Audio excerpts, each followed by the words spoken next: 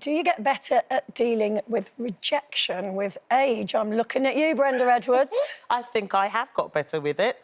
I think it's different between the personal side and then when it's the work rejection.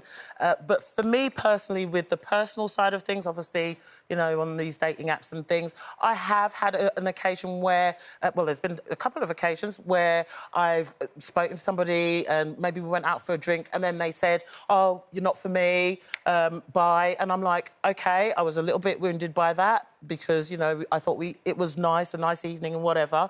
And then they say goodbye and then they change their mind a couple of weeks later and says, oh, on the other hand, actually, I think it would be really nice if we could, become friends again. And I'm like, nah, it doesn't happen like that. Once you reject on a personal level, you've rejected because, I think it takes a lot. My exterior is now toughened for that when my centre is very, very soft and delicate. So do you think people aren't allowed to be wrong and get it wrong and go, actually, I think I made a mistake and you're...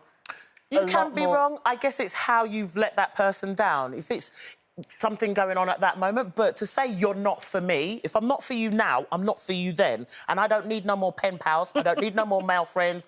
I've got more than enough. So, bye. Do you think that's because you've had heartbreak in the past? Because obviously the job you're in, people have rejection in that all the time. Oh, absolutely. And when I had my first audition for a stage show, I thought I was really, really bad at it. And I went home and I cried for 4 days. But I realised that's the industry. You can't get everything that you want. But I want to be with somebody who actually wants me from the off, because that's how I am. I'm, all in or all out. When you were, when these blokes said, you're not for me, they said it as definitely as that. Absolutely. Yeah. Because if we look at Colleen and, gloaty, happy, in love Colleen...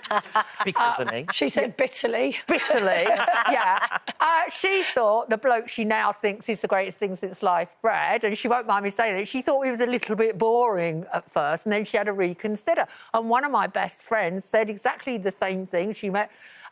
this guy, Dan, he was a fireman. She said to me, oh, he's a bit boring, I don't know. Then she went out with some other guys. Then she went back to Dan and now they're married. How can a fireman be boring? Yeah, but you can grow on somebody as time goes on. But if you've cut that tie and said, no, I don't want to... And I haven't heard from you for a month. Why are you coming back into my DM? They're different. No. They seem quite severe, but for me, I think I've been rejected and I have also rejected. So I know that it's not, you're not saying you repulse me. When you reject someone and you say, I don't think this is going to work out, I think it's because of where you are in your head, where you are in your working life. Loads of things matter, but as we get older, I think we should be more...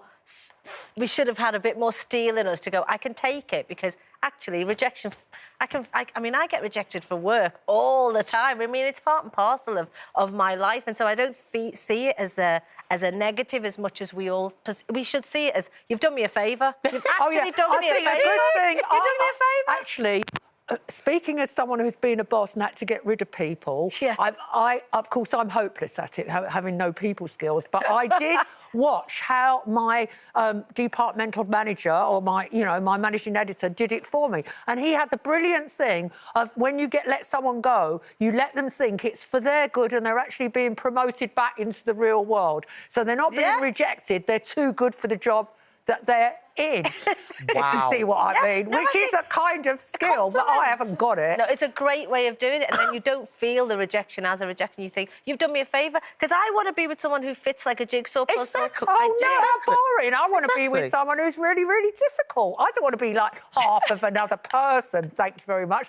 But the other... So you want to wear the wrong size shoes for the rest of your life? You want to be with someone that's really difficult, Janet? Is that why you married yourself? To make it boring, predictable, conventional, fit in a pattern. I want someone challenging.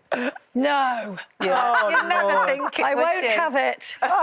And by the way, I was also privy to that conversation with Colleen. What she actually said was that she thought he was too nice. Sorry, not correction. Boring. Yeah, correction. He grew Sorry, one Colleen. Well, he's nice, and it's like as women, we've all got to go. Actually, nice is good. Oh my God, I need to get over all that thing of, yeah, Anyway, there we go. Naughty and nice. She's very happy.